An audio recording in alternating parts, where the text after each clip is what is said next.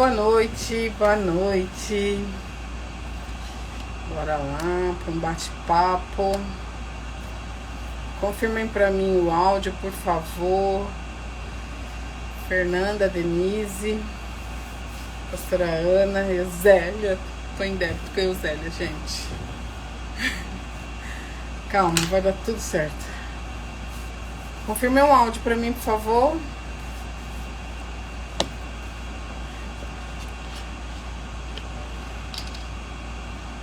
Boa noite, boa noite.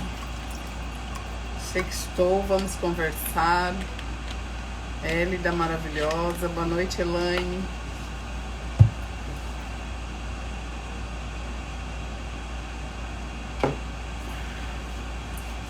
Muito bom. Bora lá dar um tempinho pra gente começar. A doutora Miriane já está aqui.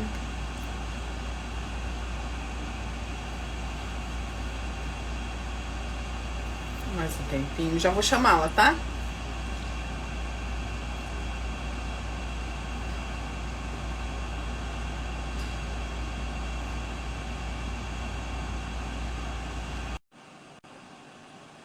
Foi. Boa noite, Andréia. Boa noite. Olá! Muito linda, gente. Ai, obrigada! Estar aqui, um prazer enorme. Muito bom, muito bom. A gente não se conhece pessoalmente, né? Mas as redes sociais fazem isso, né? Nos aproximam. Sim, Os propósitos nos aproximam, né? sim, com certeza. É muito bom. Quando eu vi teus stories e aí você marcou, eu só vi um pedacinho, porque você marcou só no finalzinho. E aí eu voltei em todos para entender o contexto para você citar. E eu falei, uau, a ideia dela é a nossa ideia. Né? O objetivo, um Sim, propósito que ela inclusive tem. foi uma pessoa que foi ajudada por você, Então, né? Que foi para eu me falei falar assim, com ela, que ela me ajudou demais, a minha que vida, legal, tudo. Falou muito bem, e eu, nossa, que legal, né? Já super abracei a que bom. ideia. Falei assim, uau, aonde até eu cheguei, para onde já fui, né? Foi muito legal eu entender o histórico e ver que tu marcou e que a gente tem propósitos juntos, né? Eu estou enrolando um pouquinho aqui para a gente começar e você se apresentar, porque aqui vai mesclar, né, o nosso público aí. E Sim. aí, e foi assim, eu fiquei muito maravilhada. Eu falei assim, uau, são propósitos grandes de pessoas que não se conhecem, envolvidas no direito, mas que trabalham em prol, que tem um sonho, que tem um propósito, que pode fazer algo, que tem feito a diferença na vida, né, de A mulheres. vive com essas pessoas, a gente vê essa vulnerabilidade, ela dói na gente, né? Assim, a gente Muito. precisa, a gente sente a necessidade de fazer alguma coisa, e às vezes a gente pensa, não estou conseguindo fazer, mas assim, a gente tem que tentar, né? Um pouco que a gente ajude já é válido, e aí a gente vai encontrando com pessoas que têm o mesmo propósito, como você falou, aí a coisa vai aumentando. Eu realmente tenho essa ideia que você viu naquele meus stories, né? Uma sementinha que Muito pode legal. pessoas entrarem em contato comigo, sabe, advogadas, eu achei muito legal, sabe? Poxa, ótimo. Contato ali guardado, sabe, para fazer uma coisa ali crescer. Eu fiquei muito feliz. As pessoas elas querem ajudar. É muito bom. Eu quero tirar os comentários para abrir depois, se alguém quiser fazer perguntas. Porque eu não te vejo. Aqui, achei. Porque eu não te vejo bem, porque fica tampando o seu rosto. Os comentários.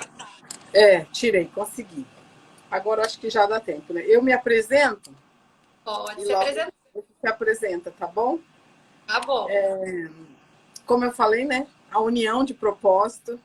Até onde cheguei não imaginava, mas esse projeto do Liberte do Opressor, ele nasceu grande. Né? Eu não tinha noção da proporção que ele ia tomar e até onde ele ia, né? Hoje eu vejo ainda o resultado deles e assim eu fico maravilhada e grata a Deus, né? Eu sou Jane Louise, eu sou advogada, psicanalista de data. Eu atuei como delegada aqui na Comissão de Assistência a Vítimas de Violência Doméstica na OAB Niterói. Provavelmente eu também faço parte nessa gestão, a gente está esperando aí semana que vem. E iniciei essa página, idealizei. Eu te chamo de Miriane? Miriane. Tá bom. Eu iniciei essa página com qual objetivo? Né? De levar conhecimento técnico da Lei Maria da Penha e um apoio emocional, por causa da formação psicanalítica, né? Então, a gente aprende, tem uma escuta analítica diferente. Então, quando eu vi a necessidade dos dois, eu falei, dá para fazer essa junção. Então, a página, ela começou dessa forma, com esses dois principais objetivos. E aqui no bate-papo a gente vai falar mais disso. Se apresente para nós, doutora Miriane. Bom, primeiramente eu quero agradecer pelo convite. Para mim foi uma honra assim imensa, né? Aceitei então uma honra de verdade, né? Quando comecei a seguir sua página ali, nossa, né? O que eu puder integrar ali, puder ajudar, eu me ofereço. Eu fiz uma pós-graduação em fundamentos da psicanálise para eu conseguir entender melhor. A partir do momento que eu comecei no direito de família, que eu, né, para quem não me conhece, eu sou advogada. Na verdade, eu não comecei na área de família, eu comecei na área penal, que eu tenho duas pós penal, advoguei um pouco, mas não me identifiquei com a área, né? Até na época pensei em fazer concurso e tudo mais. Mas aí eu comecei a ser procurada por amigas, né? Pra fazer um divórcio, e aquilo eu ia me doendo na alma, sabe? Assim, pelas minhas amigas. E aí eu falo, não fui procurada pelo direito de família. Aliás, eu não procurei, foi ele quem me procurou. Uhum. E aí eu fui me especializar em direito de família, vi a necessidade dessa. Porque hoje em dia o direito de família, ele tá bem ligado com a psicanálise, né? Tem uma nova abordagem com a psicanálise. E aí eu fazer para entender melhor esses conflitos. E aí, principalmente agora que eu entrei no Instagram, que faz pouco tempo, acho que tem uns 5 meses que eu tô no Instagram, eu vejo problemas muito maiores, né? Eu me resumia muito ao meu círculo, e agora não, eu vejo assim coisas que às vezes eu falo, não é verdade que isso acontece. Como essas mulheres precisam de ajuda, né? São vítimas submissas, vítimas de tudo, vítimas na família, vítimas do Estado, são vítimas. Eu fico assim, muito chateada às vezes com as histórias que eu ouço, mas eu quero feliz para poder ajudar e, né, poder levar uma palavra e participar de alguma coisa maior, porque elas merecem. Sim, com certeza. E quem nunca de nós, né, mulheres, não passamos, né, por um relacionamento abusivo ou uma violência doméstica, né? Infelizmente, todas, né, num ciclo feminino, sempre tem alguém, se não todas, uma história de abuso ou de violência, né?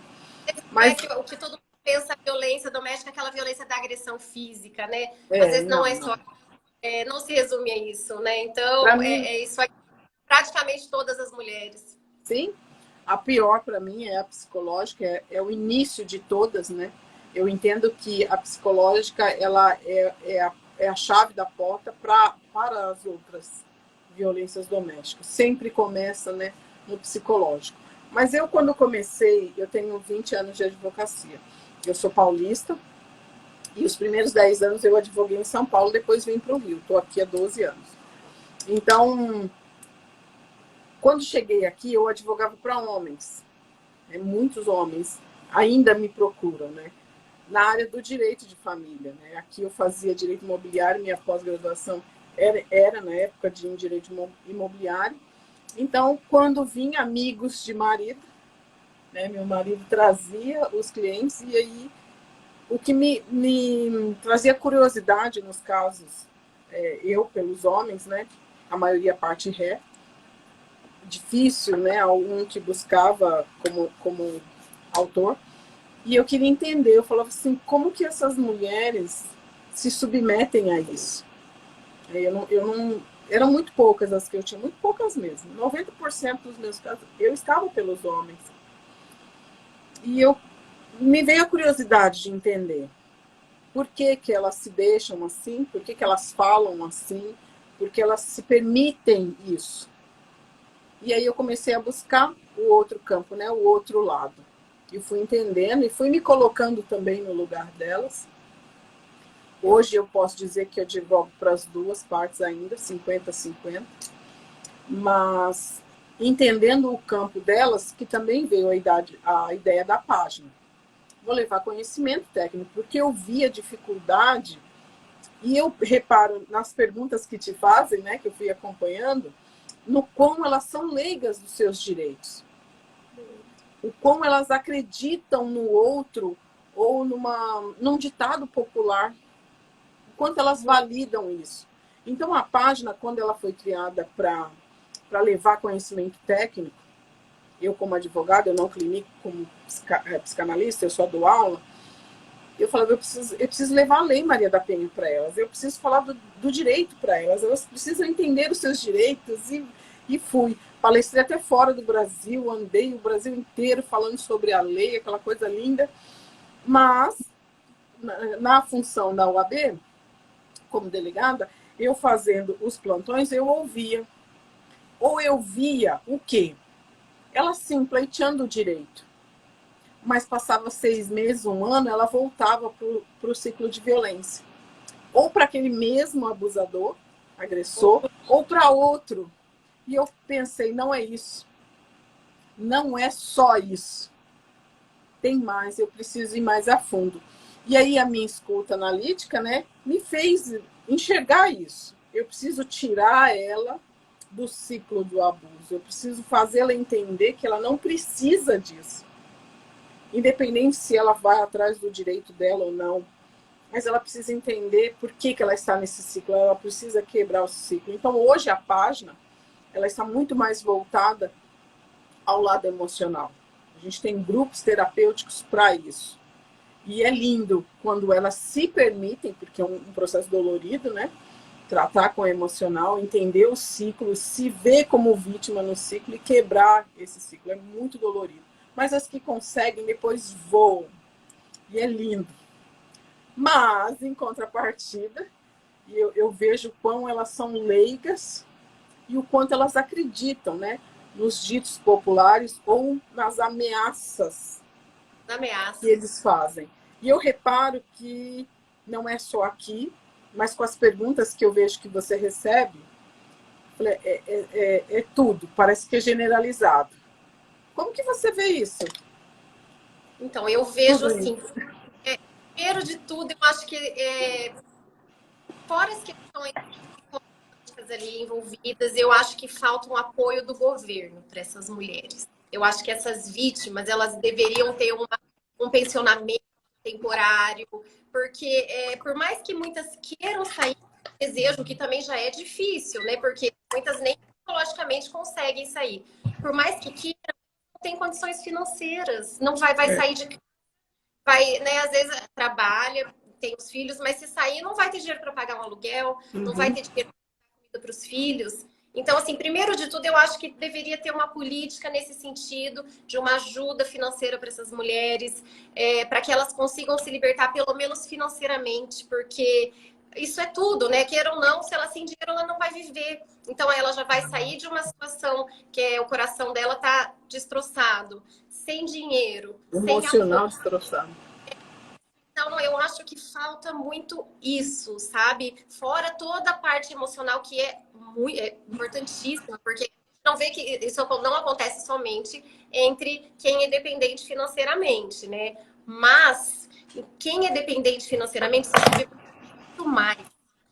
Eu vejo situações assim que teve um dia que eu chorei assim com a história de uma cliente, porque a pessoa ela não tem outra opção.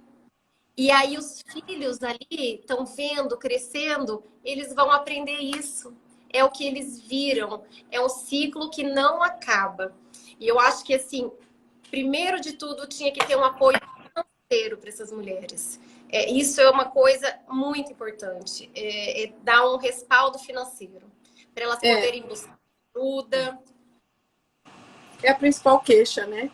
Eu fiz uma pesquisa entre as meninas da página, é o primeiro tópico, né?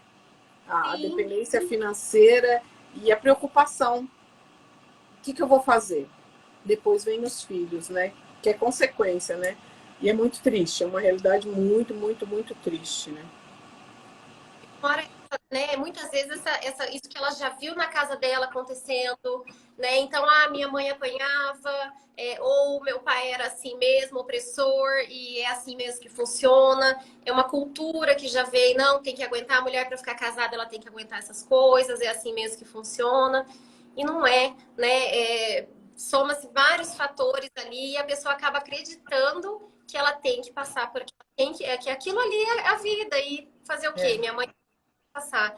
E não é, né? O seu trabalho mostra, né, deve revelar para muitas mulheres ali que estão participando que existe outra vida, né? Existe outra sim, sim. história.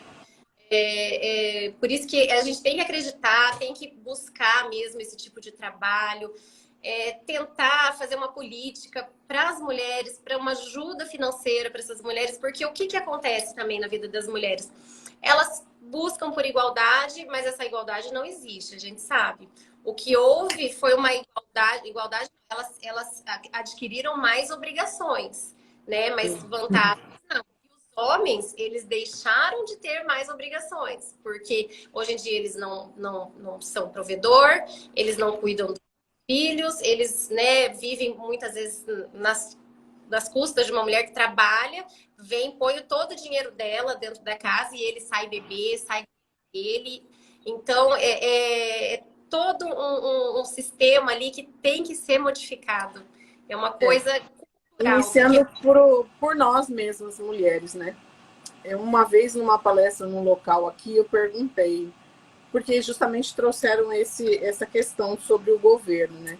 Aqui na minha cidade tem uma política pública muito boa, Niterói, para as vítimas de violência doméstica. Tem um subsídio aí de R$ 1.000 por mês, por 6 meses, e depois pode prorrogar por mais 6 meses. Muito top, foi criado ano passado. Mas quando cita essa questão de Estado, município, enfim, política pública, eu pergunto para elas, né? Qual foi a última mulher que você votou? Aí elas ficam meio assim ou começam a refletir. E eu falo há muito tempo sobre isso. Eu falo assim, quem faz política pública para mulher é mulher. Não estou dizendo que homem não seja capaz, sim, mas a nossa visão de mulher é diferente. Uma iluminação pública numa rua escura é uma política pública para a mulher, de segurança. Homem não vai pensar numa rua escura, porque ele não tem medo de ser estuprado. exato, exatamente. Né? Então, nós mulheres precisamos sim nos impor, requerer igualdade de direitos civis, mas também apoiar uma ou outra. Votar em mulheres. Nos colocarmos nessa condição, nesse papel, né? Eu não sou candidata, mas... Queria ser. Eu votaria, eu votaria em tu. Eu votaria em tu. Mas eu procuro, já há muitos anos eu penso assim, e aqui em casa só tem menino, só tinha menino, né? Meus filhos já são grandes, sou casada, em abril faço 20 anos de casada, não tive meninas, e eu sempre falei para eles, eu só voto em mulher.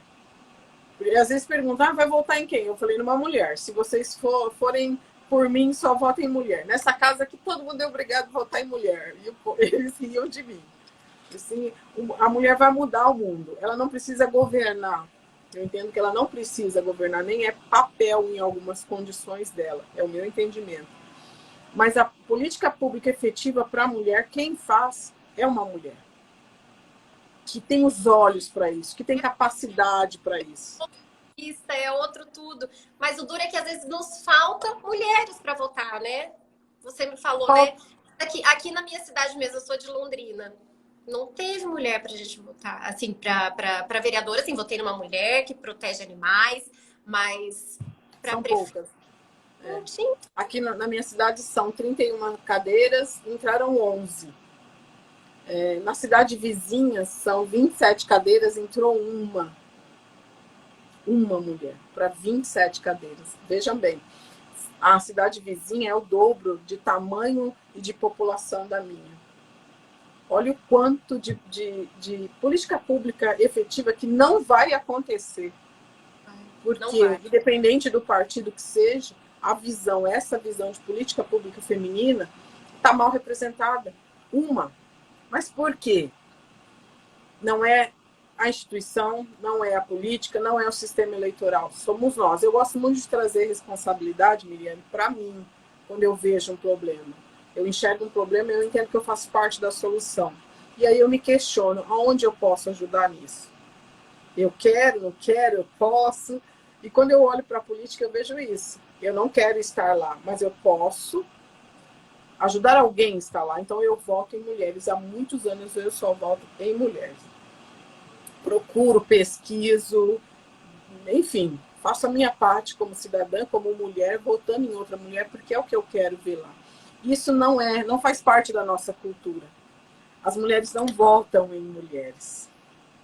Existe uma rivalidade de mulheres, que entre os homens não existe. Isso que eu acho mais impressionante, né? Nós somos uma parte mais vulnerável, deveríamos precisávamos estar mais unidas, né? Sim, mas sabe que você falou tudo. As políticas públicas devem ser elaboradas por mulheres. Para ser elaboradas por mulheres. Senão, nunca vai favorecer a gente da maneira... Não vai. A nossa visão é diferente da deles. É muito diferente. É próprio da nossa natureza. Nem que eles queiram fazer um bom papel, não vai ter como. Eles não entendem nossos problemas, nossas necessidades. É mais ou menos isso aí mesmo. Então, quando as mulheres que eu ouço falam mal do sistema, principalmente ali no atendimento, nas DEANs, que é ruim, não quero defender, mas é um sistema falho por quê? Porque muitas das vezes nós de fora só reclamamos e não fazemos parte do sistema. Por que tem um homem para nos atender? Porque não tem mulheres que querem estar naquela função. Porque elas não prestam concurso, porque elas não estudam para isso. E eu falo para elas, não fale mal do sistema. Faça alguma coisa para ele melhorar. Não só reclame. Não tem alguma coisa no banheiro? Começa a trazer alguma coisa. Porque tem DEAN que nem papel higiênico tem. Eu passava por algumas DEANs, quando eu via que não tinha papel, eu ia, comprava, colocava e reclamava. Mas eu fazia parte da solução.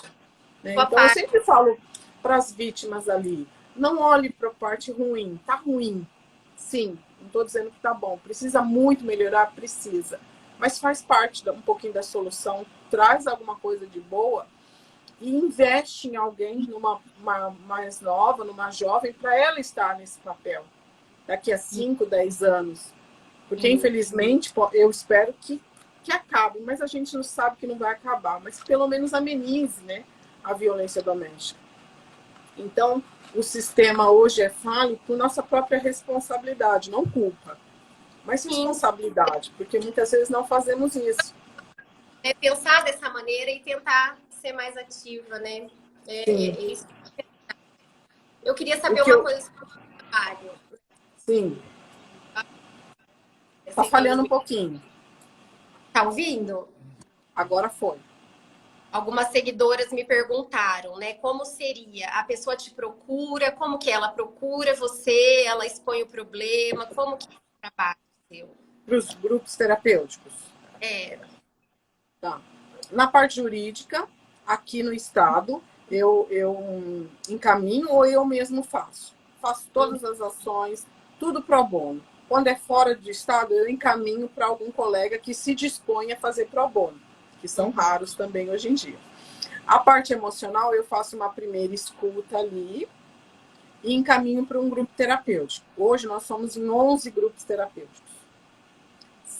Um de aconselhamento, um de desenvolvimento pessoal e vocacional, 2 de homens, porque o ano passado os homens começaram a nos procurar, pedir ajuda. A página não é para homem. Quais situações? Peraí, vou chegar.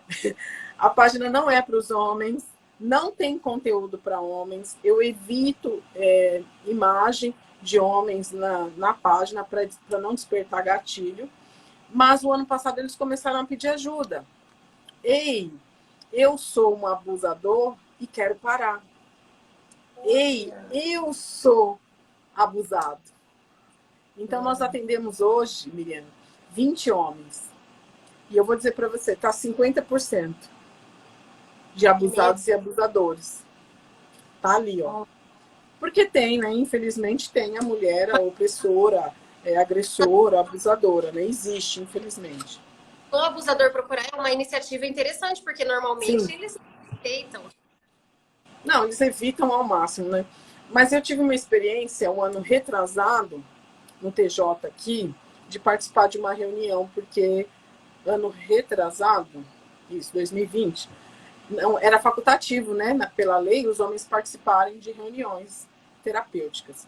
E o ano passado que se tornou obrigatoriedade. Então, quando era facultativo, eu participei de uma reunião, né, aqui no TJ. Eu não podia, porque precisa ser psicólogo, psicanalista, eles não aceitavam mais abrir uma sessão para me assistir uma reunião. E é lindo o trabalho. É lindo o trabalho.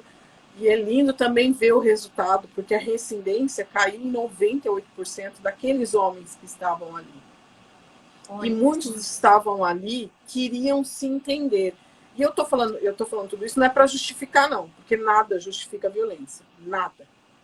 Mas o bonito de se ver, como que eu posso dizer, o mover daquilo tudo ali é tão lindo, porque eles se abrem, porque são seres humanos, né? Com seus traumas, com as suas demandas. Então, eles tiveram ali a oportunidade de se conhecerem, de falarem. Teve um que falou na ocasião, eu estava com medo de vir na reunião, porque eu sabia que eu só ia encontrar agressores. Então, eu estava com medo, e aí ele falou desse medo. E foi lindo, porque muita gente se reconheceu ali, muitos homens se reconheceram. E muita coisa, muito conceito é quebrado numa reunião dessa. Porque é como numa reunião de mulheres. Ela acha que só ela tem problema. Quando ela começa a ouvir, ela fala, não, ela tá pior do que eu, ou ela tá igual a mim. O problema dela não é que some, mas pelo menos diminui um pouco. E aí você se compadece do outro e dá a mão pro outro. E aí junto, né, vai se movendo. Então, o ano passado veio o pedido dos homens. Aí eu abri um grupo terapêutico, encerrou rapidinho. E aí eu abri o segundo. E temos 7 grupos femininos. Que segunda, terça, quarta, quinta.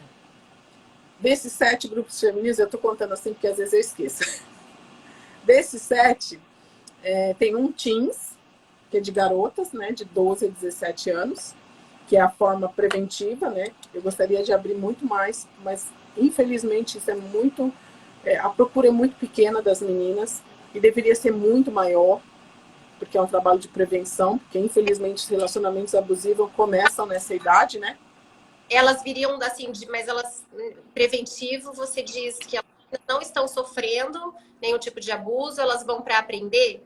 Seria sim, isso? Sim. Tem algumas que já estão, aquelas de 16, 15... já passaram para o primeiro namoro, a primeira paixão. Então, algumas já até viveram. E outras não. É para justamente se blindar, que é o trabalho preventivo efetivo. Os outros grupos funcionam, alguns de manhã, outros à noite, um à tarde, por 1 hora por semana, em dias específicos, totalmente gratuitos. Cada dia de um grupo é uma profissional diferente, ou psicólogo ou psicanalista, que também é pro bono, que se dedica ali. E é lindo ver o trabalho de quando elas entendem isso e se permitem viver isso, para se entenderem. E aí elas vêm com as questões, né? Querendo falar mais do opressor, do abusador ou do agressor, do que ela própria. Por quê? Ela se perdeu no processo todo. Ela se perdeu no ciclo de violência. Eu lembro, bem no início dos grupos, uma delas falou assim, eu não sei o que eu gosto de comer. Eu esqueci qual a minha cor preferida. Teve uma que me pediu aí o mercado com ela, porque ela estava com medo de ir sozinha. E quando eu fui, ela chorava no corredor, e ela falava, eu não sei o que eu gosto de comer. Eu sei o que o meu filho gosta de comer, eu sei o que ele gostava de comer. Eu não sei mais o que eu gosto de comer, porque eu cozinhava o dia inteiro para ele ou para os meus filhos. Então, essa foi uma das primeiras que venceram, né, a rompimento desse ciclo, porque ela foi se conhecendo, ela foi voltando a sua identidade. Quando ela entende a identidade dela, meu Deus, aí junta com o direito, ela voa. Ela voa assim, que é lindo de ver. É lindo, lindo, lindo. E eu friso muito isso nos grupos terapêuticos com as profissionais. Eu faço uma função ali nos grupos de coterapeuta. Quando eu consigo estar, eu participo e pontuo algumas coisas. Mas nesse contexto terapêutico, que eu entendo que é o mais importante, vem a minha indignação. Eu tenho uma certa indignação quando a questão é jurídica, porque quando elas vêm para o campo do amparo jurídico, elas se perdem. E se não tiver alguém ali firme no emocional dela, ela acredita no outro. E o outro, às vezes, muito bem orientado, mas com maldade, usa de artifícios jurídicos para continuar uma violência, principalmente a psicológica. E aí elas me ligam e falam assim, mas ele falou que vai fazer isso. Ele vai tirar meus filhos. Ele diz que vai pegar tudo de mim, porque eu saí de casa. E eu falo para elas, olha, vocês precisam acreditar em mim e em vocês. Ele pode falar o que for. Se ele ainda te deixa desestabilizado e você tem dúvida, é porque ainda algo precisa ser tratado aí. Não tenham dúvidas do direito de vocês. Não tenham dúvidas do que eu estou falando. Então, quando eu vejo você responder as caixinhas, eu falo assim, é cultural ainda, é muito enraizado ainda esse tipo de dúvida, as dúvidas que eu vejo você responder. E às vezes eu fico indignada, porque falta um despertamento, sabe? De as pessoas falarem, não é ditado popular que rege o direito. Não é o dinheiro que vai reger o direito, porque elas ouvem isso também, né? E é muito triste essa parte, né? Tô falando muito, hein? Não, eu tô ouvindo aqui e eles acabam desestabilizando, às vezes, de uma forma que elas acabam perdendo direitos mesmo. Sim. Eu vejo bastante casos de alienação parental, que eles, às vezes, a violência patrimonial é tão grande contra a mulher, a hora que é uma mulher dependente, né, se separa, que ele deixa a mulher sem nada, sem dinheiro para nada. A mulher se descontrola, porque ela, às vezes, não tem renda nenhuma, tem os filhos com fome, a mulher se descontrola, ela perde, né, o equilíbrio. E aí, o que ele faz? Ele usa esse momento de vulnerabilidade dela para acusar de alienação parental. Ela não está nem respondendo por si, porque ela está em situação de calamidade, de desespero. E aí, muitas vezes, eles conseguem a guarda das crianças num momento desse, de dificuldade. Isso é a coisa que mais, assim, eu vejo que destrói o sentimental ali da mulher, o emocional dela. Eles não aproveitam, eles causam uma vulnerabilidade ali extrema, uma situação extrema, e depois ela realmente se desequilibra, porque quem não se desequilibraria? Você vê os seus filhos, você sem nada, né? Você toma atitude que não tomaria, e eles aproveitam ali para pedir a guarda dos filhos. Muitas vezes só para não pagar. O judiciário ainda não se atentou para isso. Recentemente eu tenho lido algumas coisas sobre alienação parental para continuar, né, uma violência psicológica, mas eu vejo, né, no meu dia a dia mesmo, que o judiciário ainda não abriu os olhos para isso. Infelizmente, né? Porque ele tornou algo um crime e hoje isso é usado como violência doméstica, como mais um artifício para praticar a violência. Exatamente. Não, a gente muito triste. Né, nenhum tipo de desrespeito com outro genitor, mas às vezes uma criança vem contando um problema para a mãe relata esse problema, aí depois eles inventam, eles invertem toda a situação para falar que aquilo foi implantado na cabeça da criança, sabe, coisas de abuso sexual, é uma coisa assim, e acaba na guarda da mãe, a criança vai lá com o abusador, sabe? É desesperador em algumas situações. Muito. Infelizmente, eu converso com bastante colega aqui nos corredores do judiciário falando sobre isso. Quando eu comecei a ler algumas coisas, falei assim, ai, tomara que alguém acorde lá em cima para entender isso e ter a paciência, a capacidade de ter uma escuta mais ativa e entender todo o contexto. Porque é muito fácil, né? Você usar a lei para se proteger, para atingir o outro. Mas quem está ali operando o direito precisa enxergar essa intenção. Que a lei está dando essa facilidade de ele continuar uma agressão. Né?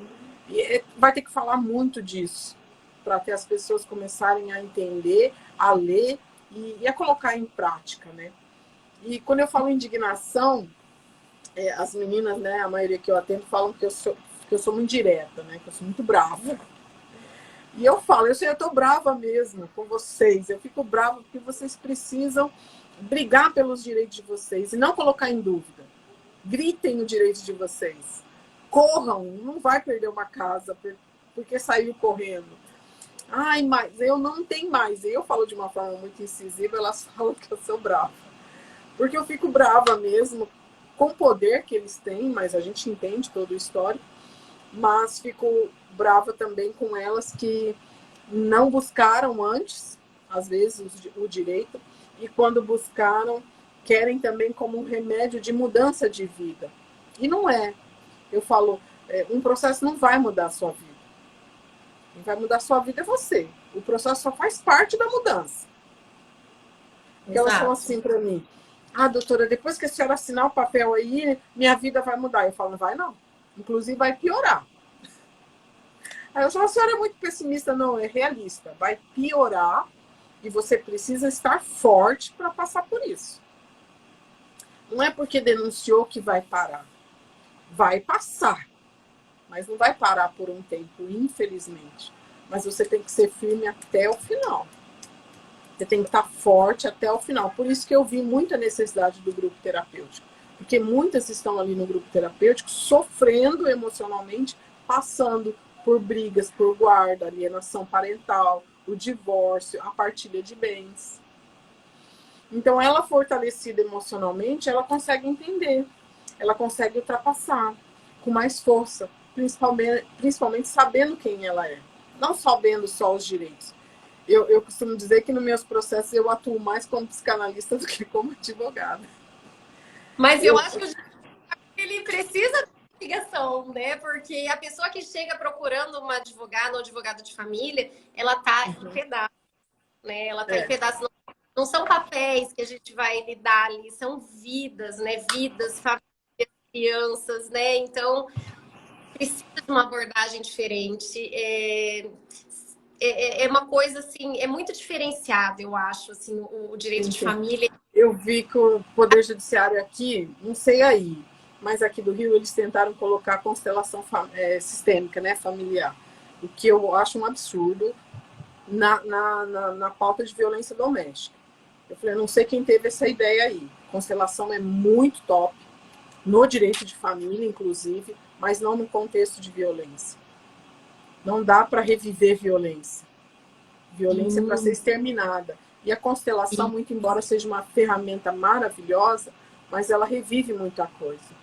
Então tiveram essa infelicidade dessa ideia de colocar, mas eu acho que deu ruim. Que bom que deu ruim nessa esfera, né? Mas a gente tem muito caminho a percorrer e unir forças, né? Unir propósitos como o nosso, né? De poder ajudar, de poder trazer um pouquinho de acalanto, né? E despertar o direito delas. Sim, porque elas... Você tem, você pode. Mais, né? Elas se prejudicam demais, elas têm medo durante o relacionamento, aí depois muito medo. Aceita aquilo que ele falou, porque eu não vou brigar, não quero confusão, e acaba deixando seus direitos, olha, saindo assim pelas mãos, né? E isso é uma pena, né? É uma pena, porque é a chance ali que ela tem, às vezes, de estar com uma melhor, né? De ter uma divisão ali, uma partilha melhor, e o medo, às vezes, não deixa que isso aconteça. Agora, dentro desse trabalho, começou a chegar demanda para mim das mulheres cristãs, né? Que também tem um índice muito alto de violência doméstica no contexto religioso. E da violência doméstica começaram a vir os abusos sexuais por parte de liderança. Aí lá vai eu me meter em outra briga. Aí um pastor de Brasília, né, Anderson, me convida a trabalhar no projeto dele contra abusadores, líderes abusadores dos seus liderados, né? E fazendo a junção de todo esse trabalho, eu represento os advogados aqui no Rio, que fazem pro bono também para essas vítimas, eu acabo incluindo elas também nesses grupos terapêuticos, porque infelizmente tudo envolve o psicológico, né? O líder religioso, seja no contexto de violência doméstica ou de relacionamento líder e liderado, usa da violência psicológica para arrancar a identidade daquela pessoa. E quando ele consegue isso, porque ele detém o poder para isso, nessa função, né, ele pratica abuso e outros tipos de violência, que é outro contexto, assim, nojento e horroroso, mas que precisa ser combatido. Com certeza. Com então, certeza. E ainda mais velado, né? Esse é mais velado, né? Então, esse é tabu, esse as pessoas não falam.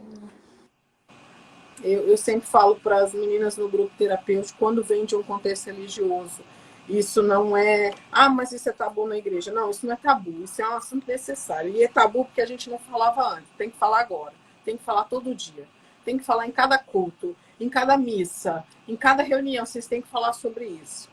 E não pode se esconder, não, achando que Deus se agrada disso. Ou sei lá quem vocês acreditem, né? Depende da crença da pessoa. Não, a religião não veio para matar. A religião não veio para violentar ninguém. É amor, né? É amor. Sim. Aí tem no cristianismo mais, né, que prega uma submissão de forma errada, e isso foi feito de décadas e décadas e décadas, muitas permanecem no ciclo de violência com medo de não ser submissa, entendendo que submissão é aceitar tudo, inclusive a violência. Isso é outra coisa que me indigna, sabe? Indigna bastante. Tanto do lado feminino quanto do masculino, que usa disso para cometer o abuso, a violência, e quanto delas também, que não se impõem, que aceitam ouvir esse tipo de coisas e ser subjugadas. E eu falo, não. Aí é tudo uma interpretação também, né? Que os próprios homens vão criando interpretações que lhe convém, né? O que a Bíblia diz. É isso mesmo. Uma mulher idônea é a altura, né? Ali, uma mulher idônea não é uma mulher mais para baixo, não é uma mulher lá embaixo, é uma mulher idônea, é o respeito. Mas cada um entende daquilo da maneira conforme lhe convém. É isso mesmo. Infelizmente, essa é a palavra mesmo. Muitas mulheres aceitam porque acreditam dentro do coração delas que as coisas acontecem conforme passaram para e não é também. O medo do julgamento, do divórcio, né? Eu ser uma mulher divorciada, então evita ao máximo, continua num ciclo de violência para não ser uma mulher divorciada. E aí eu trago outro ponto, né? O medo de mulheres serem ou estarem divorciadas é justamente de uma outra mulher que vai julgá-la, né? Ou porque foi tola, ou porque não soube segurar o marido. Esses absurdos que a gente ouve de mulheres para mulheres isso divorciadas. Que vem das próprias mulheres, né? Isso é triste. Eu vou ativar os comentários para ver se tem perguntas. Mas é todo um contexto que precisa a gente começar a falar. Lives como essa para trazer conhecimento, união de propósito como nossa, eu espero te ajudar aí e você me ajudar aqui, né? Eu preciso. Sou de Londrina, aqui o que precisar aqui na minha região, sabe? Pode contar comigo. Algumas pessoas entrarem em contato no direct também, sabe? Né? Para dar início aí esse projeto, desejo do meu coração mesmo, né? E ajudar um pouquinho, né? Você aí ajuda bastantão já. E é muito gratificante. O nosso pouquinho é grande. É grande. De 100, se você falar com uma, já é algo. Porque essa uma vai falar para mais uma e a outra vai falar para 100. A gente já não pode parar de falar. Teve uma época que eu fiquei muito desanimada, sabe, menina? Uns tempos aí. E a impressão que eu tinha é que eu estava muito repetitiva, sabe? E eu falei assim, me dá um desânimo, parece que eu fico falando sempre a mesma coisa. E não resolve. E aí algo me despertou e falou comigo, falou, não, assim como a violência é muito repetitiva e continua, o seu trabalho tem que ser repetitivo. Não pare. Você tem que falar o Y 1000 vezes, fale o Y 1000 vezes. Até porque o óbvio precisa ser dito. Então não deixe de falar. Aquilo me deu um up, assim, eu falei, se a violência não para, por que eu tenho que falar diferente? Ou por que eu vou parar de falar? Porque eu sou muito dinâmica, né? Muito proativa, então eu queria falar mais, né? Eu alcançar mais. E aí eu me questionei, parece que eu estou sendo repetitiva. E desanimei. Mas aí eu tive isso como resposta. Necessária, assim, eu fiquei surpresa né, quando eu entrei no seu perfil. E agora, conversando com você, ouvindo um pouco mais, eu fiquei mais ainda, assim. Isso é muito bom ver isso, né? Porque existem pessoas ajudando, existem pessoas sendo ajudadas. Sim. E, assim, eu estou mais impressionada do que eu já estava, assim. É muito maior. Que bom. Faz parte agora, já te incluí no negócio. Muito, assim, que Deus abençoe, assim, muito você, para você poder abençoar mais essas mulheres, porque elas precisam. Elas precisam. Olha, é muito bom assim, que você seja um espelho para mim, sabe? Porque é algo que eu tenho vontade de fazer mesmo e vou fazer, sabe? Porque é um pouquinho ali que pode fazer a diferença na vida de alguém. Com certeza. E aí, é não parar de falar. É o tempo todo falando, é o tempo todo trazendo conhecimento, porque é o conhecimento que liberta, né? Eu tive uma experiência com uma senhorinha já, quase 40 anos de casado, que sofria violência doméstica. Ela disse que sofria violência doméstica desde a lua de mel, mas ela não sabia que aquilo era violência, né? É a cultura que precisa ser quebrada ainda, que violência é só um tapa, e não é. Não é mesmo. Antes de um tapa, antes de um murro na parede, teve um grito. Sua louca. Esse é o pior. Sua louca. Você é louca. Sua louca. Teve um xingamento. Eu costumo dizer que antes de um soco, teve um soco no emocional. Antes de ele bater, ele já bateu de outra forma. Aqui dentro. Aqui dentro. Mas por que eu me permiti? Aí é se conhecer. Não para se sentir culpada, mas responsável por se permitir e sair do ciclo. E nem é para justificar ele também. Porque, como eu falei, nada justifica. Nada. Nada. Se ele teve uma má história na infância dele, se você teve uma má infância, que deixou, né, resquício, traumas, que infelizmente a maioria vem de uma família disfuncional, de uma infância disfuncional, isso não justifica nenhum. E quando eu trouxe para essa senhora o que eram as violências, quando eu falei da psicológica, ela chorou muito e ela foi entender todo o contexto de que ela vivia desde da lua de mel. E ela falou, como que eu faço? Uma vida. Uma mulher, uma senhora de quase 70 anos. Mas o que eu faço? O que eu tenho que fazer? Eu falei, a senhora acredita em tudo isso? Ela falou assim, eu comecei a acreditar, porque fazem quase 40 anos que eu ouço. Então eu acredito em tudo que ele fala. Eu falei, mas não machuca? Machuca muito. Eu falei, se machuca é porque não é verdade. A senhora precisa desconstruir tudo isso para entender que a senhora não é nada disso que ele sempre falou. Minha filha, como que faz isso? Aí dei os caminhos para ela e falei, vai doer. Vai doer bastante. Mas vai doer para nunca mais doer. Mas aí depende da senhora. Eu vou dar as receitas. Quem vai mexer o bolo é a senhora. Estou disposta. Quais são esses caminhos? É o tratamento terapêutico. É o autoconhecimento. Sim, não, na prática, assim, o que uma sugestão, o que, assim, para a gente entender, para eu conseguir entender melhor, assim, como que funciona? Tá. Entender o seu emocional, suas emoções. O que eu sinto quando eu levo um tapa? O que eu sinto?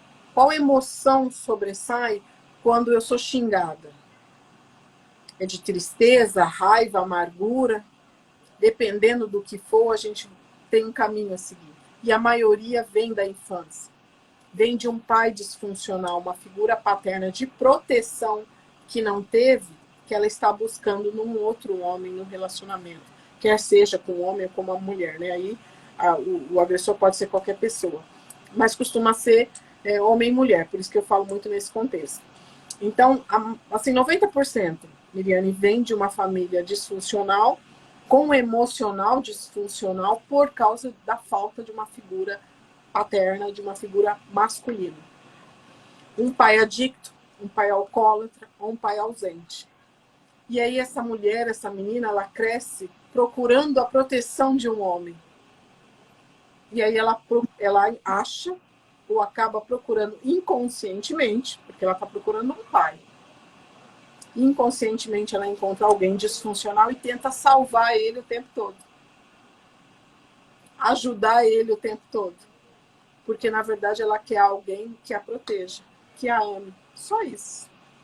Mas ela não entende esse ciclo que ela está fazendo inconscientemente à procura de um pai. Então, você se conhecendo, conhecendo suas emoções, você vai voltar lá na primeira infância, através da terapia, para quebrar esse ciclo. E colocar cada um no seu papel e entender que no final do processo você é uma pessoa que passou por traumas, mas não precisa ficar buscando a cura, aceitando migalha de amor. De pessoas doentes, né? Porque infelizmente a maioria também são narcisistas. Então, e não é nosso papel como mulher, as principais vítimas, salvar ou curar ninguém. E muitas se colocam nesse papel, né? Infelizmente. Entrando numa prisão, porque essas agressões, elas aprisionam, né? Que cada dia é difícil de sair, elas ficam aprisionadas naquilo que eles falam que elas são. O ciclo da violência, né? O ciclo do abuso, ele tem 3 fases, né? Primeiro é o relacionamento, é o atrito, é uma discussão, todo relacionamento tem isso é normal. Depois do atrito, costuma acontecer a violência. O xingamento, o empurrão, o tapa, o roubo. Então tem que ficar atenta. Quando tem um atrito, o que ele faz? Um tipo de violência? Tá. E depois da violência? Vem a fase da lua de mel, que eu chamo. Que são os presentes caros. É o melhor sexo. É as viagens. É os presentes. É as promessas. É a ida para procurar ajuda terapêutica. É a ida para a igreja. E aí tudo fica bem por um período. Mas daqui a pouco vai ter um atrito, porque todo relacionamento tem atrito. Só que nós, mulheres, eu me incluo, somos muito emocionais, a gente fica muito na fase da lua de mel, idealizando. Sempre acontece isso, ele sempre faz isso, mas depois ele fica bom. Então elas fixam somente nessa fase do ciclo de abuso. Quando ela entende esse ciclo, quem ela é nesse ciclo, ela consegue romper. Entende? Mas ela fica só ali idealizando. Ele me ama tanto depois que me bate. Ele me dá uma joia depois que ele me xinga. Então ela fica ali. Inconscientemente, tá? Não tô falando que a pessoa faz isso de propósito. É tudo uma questão de inconsciente mesmo disso que eu tô falando de traumas. Da vida, né? A busca de um papel que não é aquele, né? Um ciclo que tem que ser quebrado, né? Sim. Isso o Estado, Miriane, nunca vai fazer. É caro, é demorado e o Estado não tem interesse em fazer isso. Tanto que na lei falava da faculdade de homens procurarem ajuda terapêutica. O ano passado colocaram como obrigatoriedade o homem procurar ajuda terapêutica. E para a vítima? Não tem nada para uma vítima, uma ajuda terapêutica. Não tem nada. Então, o ciclo de violência só vai acabar quando a mulher entender, se conhecer, se amar, entender por que ela entrou nesse ciclo e rompeu o ciclo. Agora, junta tudo isso e os direitos dela, aí ela voa. Aí é lindo demais. Sim, e aí é muito bom ver, né, quando acontece. Né? Muito. Uma mulher, nos meus casos aqui, que se divorcia e consegue ver que pode ser feliz, né? Eu brinco com elas que eu falo, vamos fazer um desafio, que elas estão né, triste, se arruma. Eu falo, se arruma por 2 dias, mesmo sem querer se arrumar. É um desafio para você ver que você é bonita, mesmo sem vontade. Vai, Isso faça. aí. As coisas começam a mudar, sabe? Se valorizar, né? Porque a mulher ali tá se sentindo um lixo. Ela se sente aquilo que ela ouviu uma vida toda, igual Sim, essa senhora. sim. Que ela ouviu, ela E, pensa que e então, ela acreditou, né? quer descobrir. E é tão bonito, é tão legal quando você vê alguma dando a volta mesmo por cima, vendo que mudando de vida, né? Isso Sim. é muito E elas vão tão alto. É tão lindo de ver o voo depois. Eu fico maravilhada. Eu falo, meu Deus, essa mulher não tinha noção do tamanho da potência que ela era. Que ela se perdeu, ela não tinha noção. E quando ela entendeu, ela tá voando tão alto. E algumas, quando já estão nessa fase, me procuram. Eu falo, você tem noção quem é você? Você tem noção de tão grande que você é? Ai, hoje eu tenho. Hoje eu tenho. Hoje eu vejo que a gaiola, a prisão, sempre esteve aberta. Eu me coloquei lá dentro. Eu só não consegui enxergar que ela estava aberta. Ninguém vai mais me colocar numa gaiola se eu mesma me permitir estar lá. O poder está em nós, né? Na nossa mente, nas nossas emoções. O dia que você se conhece, você vai aprender a lidar com essas emoções. Não elas te conduzirem mais, mas você conduzir elas para não cair num ciclo de novo e voltar para uma gaiola. E é muito lindo mesmo ver elas voando, conquistando, independentes, ou casam novamente, mas fazem uma boa escolha porque já sabem se impor, já sabem colocar limites, já resolveram seus traumas de infância. E quem ganha com tudo isso é uma sociedade, né? São os filhos, são as mais novas. É um efeito dominó, né? Assim como a violência tem seu efeito... É uma quebra do ciclo que veio ali na Isso. família. Sim, é isso mesmo. E aumenta, né? Quando muda, ele quebra o ciclo. É uma sociedade que ganha, exatamente. Sim. O efeito dominó, tanto da parte ruim da violência é grande, mas da parte pós-violência, né? Da vitória de si, o efeito dominó é mais lindo ainda. É muito gratificante fazer parte de processos assim. Então, eu já aproveito aqui também para te agradecer, que já estamos acabando, mas para te fazer o convite, né? De se juntar ao nosso corpo jurídico de pro bono, já aviso, de se dispor, porque muitas mulheres procuram. A minha vontade é pegar o avião e ir para cada lugar que elas me procuram. Mas também não vou agarrar o mundo, tenho o meu mundo aqui que eu preciso cuidar também de mim. Mas ter colegas, né, que entendem no propósito, dizem, ei, tô aqui, é muito importante. Eu me coloco... agora com o Instagram, eu tenho visto coisa assim de todos os cantos desse Brasil, que né, antes eu tenho de pegar esse outro, né? A gente quer resolver a situação ali. A gente às vezes não é uma situação tão difícil, né? Mas a pessoa muito fragilizada. Mas eu topo participar, assim, né? De repente, eu uni o meu projeto aí, o que eu pensei, né? A gente pode unir para ser uma coisa mais. Bora. Né? Porque tem muita gente precisando mesmo. E essa parte sua da parte psicológica, ela é sensacional. Né? É o que você falou. Às vezes resolve na parte jurídica, mas a pessoa não tem condições de se levantar. E a pessoa ali, na grande maioria também, é uma situação financeira precária. O último dinheiro que ela vai gastar vai ser com terapia. A pessoa não tem, às vezes, o que pôr dentro de casa para comer. Ela não tem como pagar. Então, isso assim, é muito válido. É muito de Deus mesmo aí na vida sua e das pessoas que você consegue, né, atender dessa maneira. Porque é muito. Obrigada, muito obrigada. Eu espero que seja a primeira de muitas. Com certeza. Eu quero fazer uma outra live sobre divórcio, tá? E seus efeitos, porque eu recebo muito questionamento sobre isso. Então, não quero colocar aqui para não misturar muitos assuntos, mas eu espero fazer uma só para a gente falar só sobre divórcio né? Gosto. E, e a gente conversar muito mais, unir conhecimento, que eu sempre aprendo. Hoje eu estou muito mais na psicanálise do que no direito, porque eu me apaixonei, né? E é como eu falei no início, esse tratamento terapêutico é o que vai salvar muitas mulheres.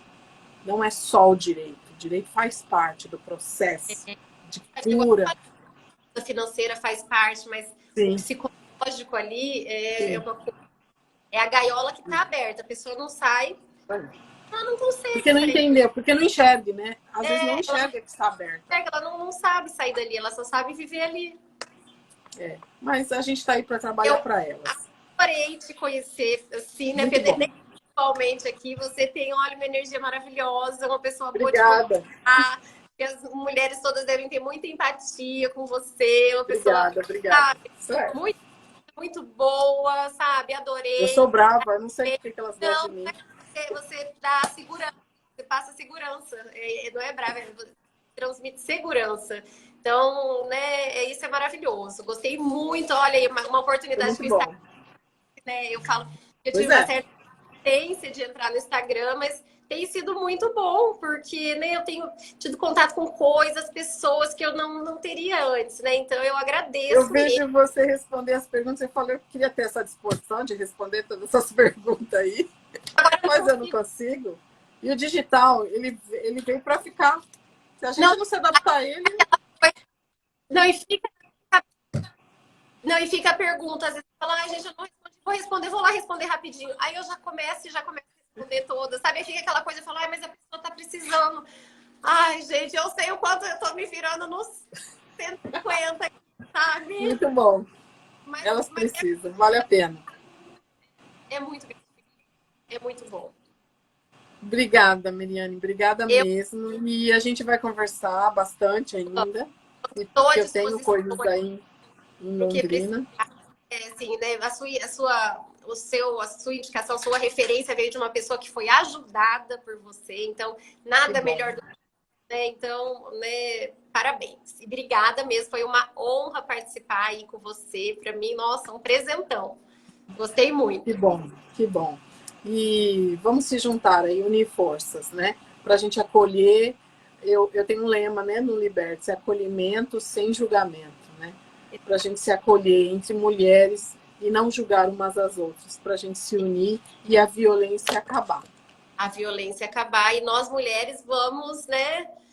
Vamos nos unir mesmo, né? Votar em Para mulher, voar. como você falou, votar em mulher, acreditar nas Isso aí. mulheres, das mulheres, né? A gente não olhar com Acolher, pau, acolher, acolher. É um acolher e trabalho, não julgar. é uma construção, porque isso não existe, é uma construção. Um beijo, minha querida. Muito Fica obrigada. muito bom. Bom Tchau. final de semana. Tchau, Muito pessoal. obrigada. Obrigada aí quem esteve aí na live, viu?